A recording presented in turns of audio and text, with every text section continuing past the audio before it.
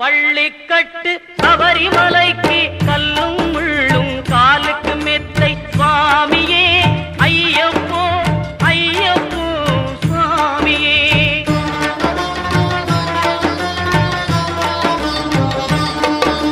நெய்யபிஷேகம் சுவாமிக்கே கற்பூர தீபம் சுவாமிக்கே ஐயப்பன்மார்களும் கூறிக்கொண்டு ஐயனை நாடி சென்றிடுவார் சபரிமலைக்கு சென்றிடுவார் சுவாமியே.